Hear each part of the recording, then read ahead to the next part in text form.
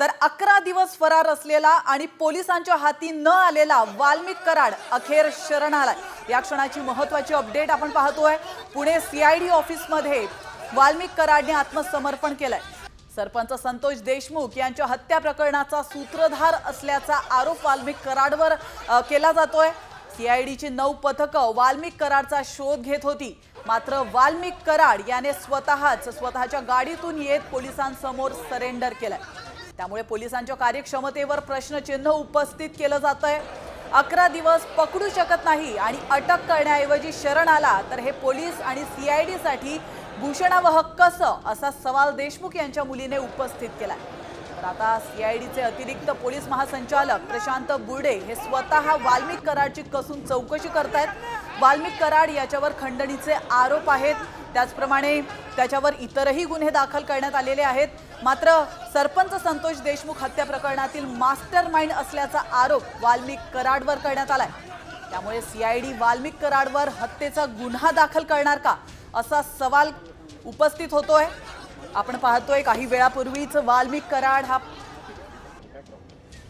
तर या दृश्यांच्या माध्यमातून आपण पाहू शकतो याच कारने वाल्मिक कराड हा सीआयडी ऑफिसमध्ये पोहोचल्याचं पाहायला मिळालेलं आहे।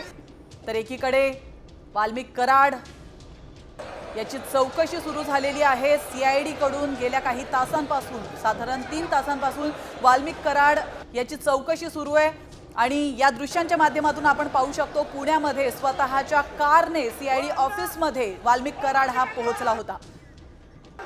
तर वाल्मिक कराड हा शरण येण्यासाठी शिवलिंग मोराळेंच्या गाडीतून आल्याचं कळतंय। या क्षणाची दुसरी महत्त्वाची अपडेट आपण पाहतोय।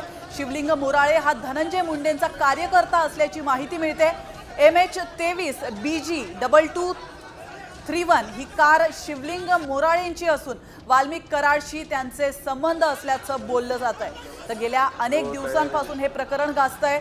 9 डिसेंबर रोजी मस्साजोगचे सरपंच यांची हत्या करण्यात आली होती आणि त्यानंतर वाल्मिक कराड याच्यावर आरोप केला जात होता। या सर्व घटनेचा वाल्मिक कराड हा मास्टरमाइंड असल्याचं बोललं जात होतं।